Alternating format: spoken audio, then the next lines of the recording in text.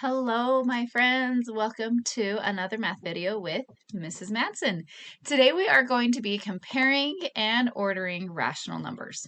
By the end of the lesson, I'll be able to give you any set of rational numbers, meaning positive, negative, fraction, decimal, and you'll be able to tell me which ones are bigger and put them in the correct order. So let's talk about, today you'll be making inequalities. Inequalities are number sentences that include a greater than or less than symbol. So as a reminder, the greater than symbol looks like this. The less than symbol looks like this. And the way that I remember it is the less than kind of looks like an L that's been smushed, right? So L less than, and then the other one is greater than. Okay, so this one again, which one is that? Well, this one looks like the L, so it must be the less than. And this one is not an L, so it is the greater than. Okay, all right, so here are my strategies. My first strategy is look to see if there's a positive and a negative number. If there is, then the positive number is bigger than the negative number. Does not matter anything else about the number.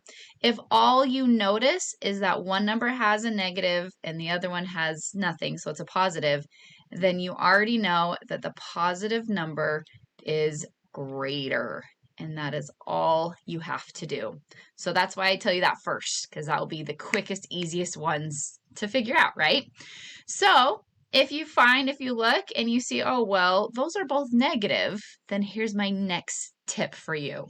Look at the integers. Remember, the integers are not the fraction or decimal part of the number. It's the whole number part, the whole number in the opposites part. So, for example, what I mean by that is right here we have a -4, and right here we have a -6.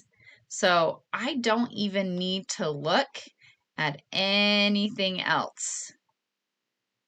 All I have to do is look at those integers, and I see I have a -4 and a -6. Which one is bigger? Well, would you rather be in debt $4 or be in debt $6? Yeah, if you owe money, you'd rather owe the smaller debt than the bigger debt, right?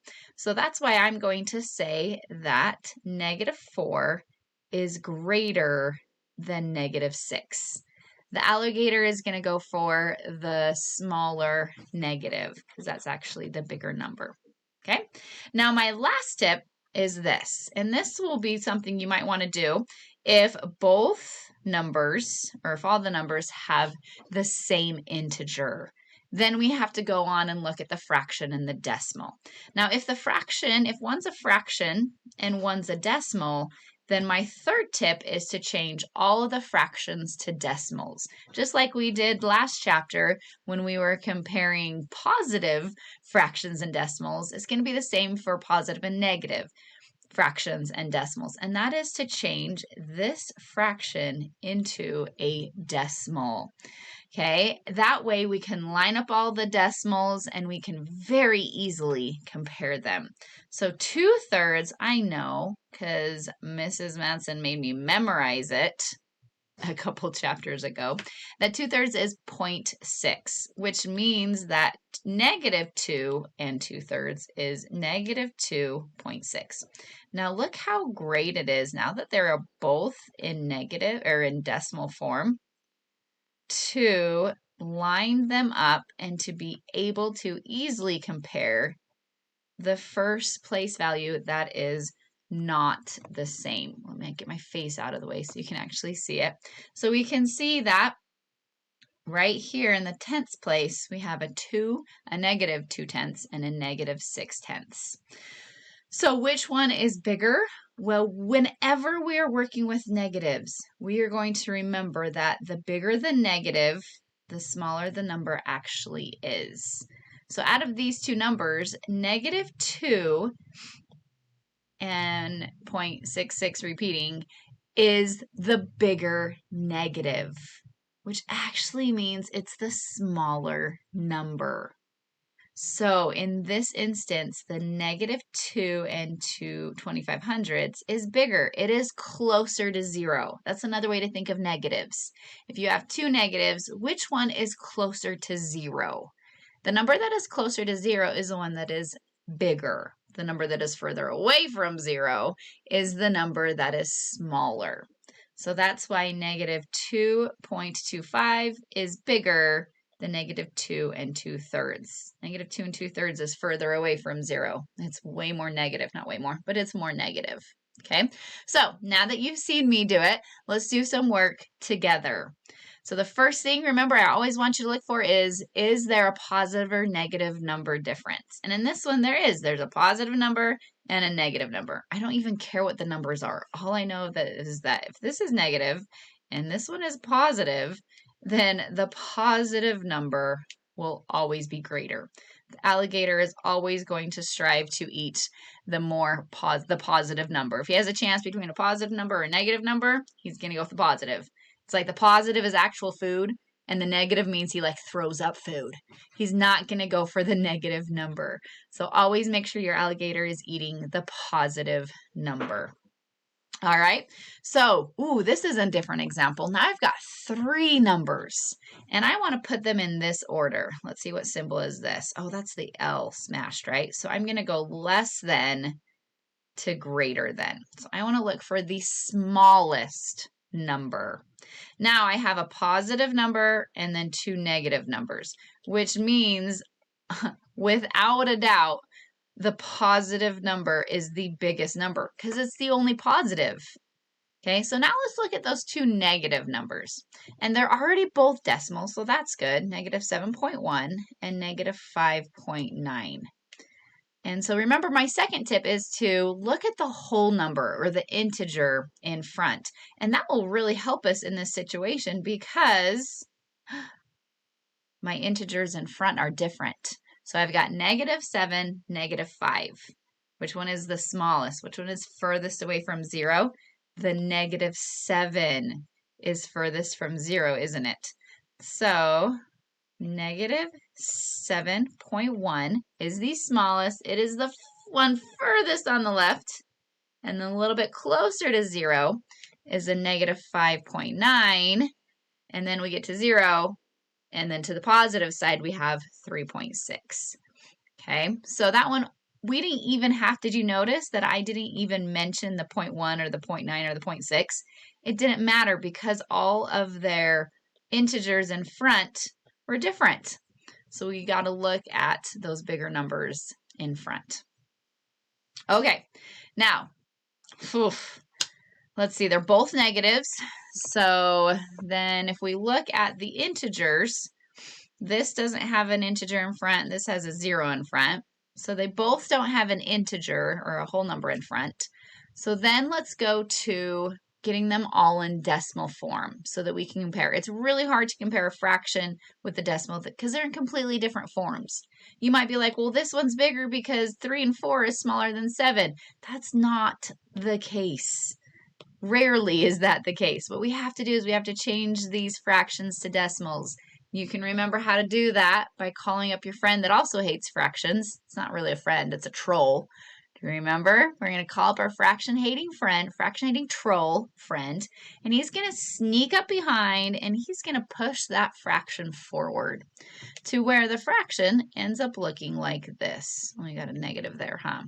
So the negative 3/4 is just laying there. Remember, it has T-Rex arms and just can't get up. So it just stays there forever and ever until it looks like this. And then we can divide it, divide it. And if we need to put a teardrop and bring the teardrop, drop the teardrop. And we get, with the decimal moved up, 0.75.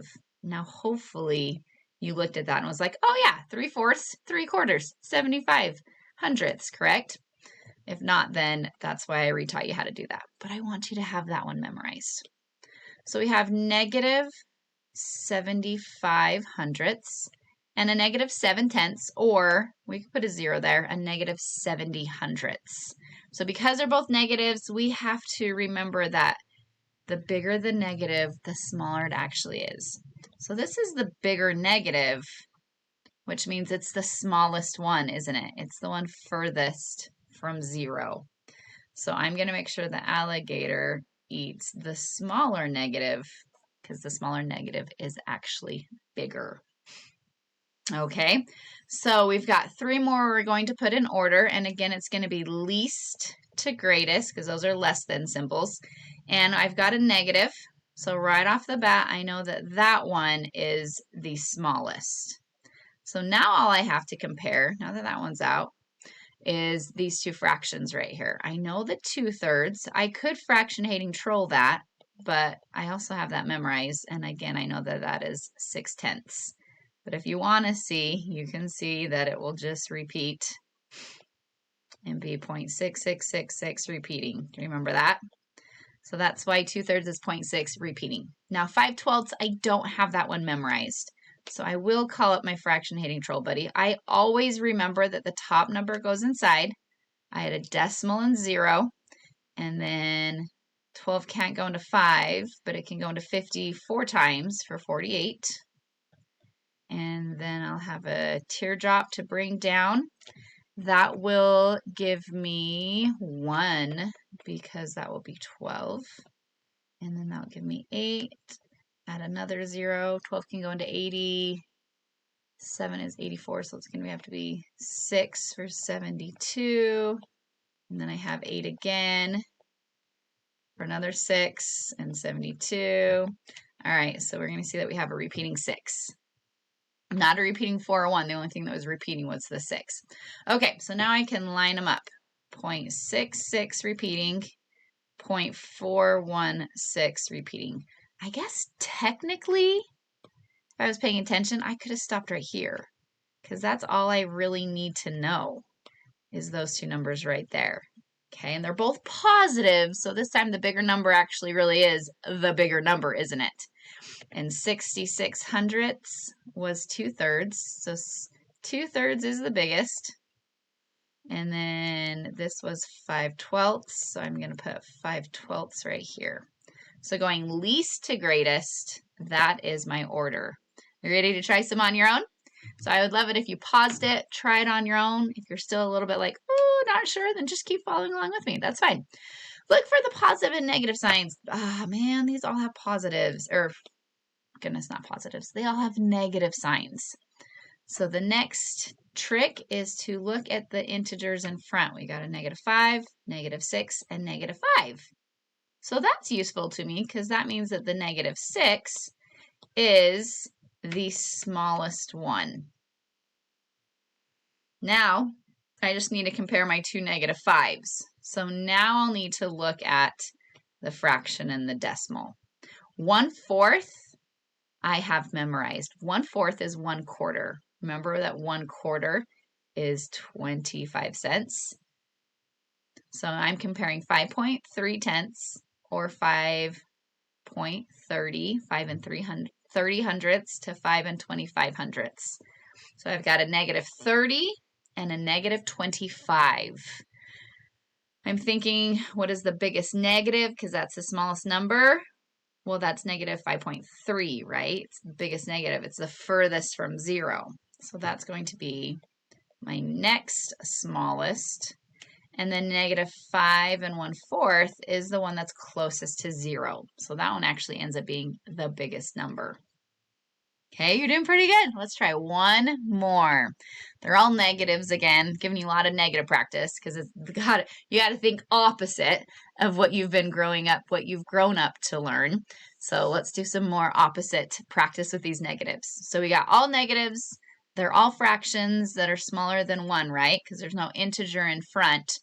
So now let's go to changing them into decimals, which is great because I know those two. -3/4 is -75 hundredths. -1/2 is -5.5. 2/5 is a great one to have memorized if you don't have it memorized yet, because it's a pretty good one. It is, did I do that right? Did it? No, 4. It is 0.4. All right, which one's the biggest negative? It's the 7, isn't it? So that is going to be, oh, do not ignore that. Look, they changed the symbol. Now it's the greater than symbol. So which one is the greatest? That's the one that is closest to 0. That one is the smallest negative. The smallest negative is actually the biggest number. Okay, and then we'll go 0.5, negative 5/10. Oh, and you know what? That's actually negative 1/2, negative 2/5, and negative 3/4, because that was negative 0.75. Cool. So always remember, the more negative it is, the smaller it actually is. So again, this is a question that you may see on the test. Which shows the cities arranged in order from least to greatest? This is all like lots and lots and lots and lots of words. How about we just kind of ignore that for now? Let's focus on this. Let's put these in order, and then we can match it up. Okay? All right, they're all negatives, and we're going least to greatest. That means the biggest negative to the smallest negative, the one that's furthest away from 0. Negative 7.2 is the furthest from 0. That's Moncton. And then we have 2 negative 6s, which means we have to look at the decimal part. 6.7 is a bigger negative than 6.1. So that's going to be, the next one, negative 6.7, and that's Somerville. The other negative 6.1 is going to be next. And then the negative 5.1 is the one that is closest to 0, which makes it the greatest out of all of them. So now that we have it, it's going to be an easy one to figure out, because we're looking for the one that has Moncton, then the Somerville, then Gadsby, then Hillen, which is not that one. It is that. Very cool. So here's another plug for getting these fraction decimals memorized. It's going to be a lot easier for today if you don't have to fraction hating troll every single fraction you see. And when you see one of these 5 fractions, automatically just change it into a decimal. So you now can compare and order any set of rational numbers. Great job today. See you next time.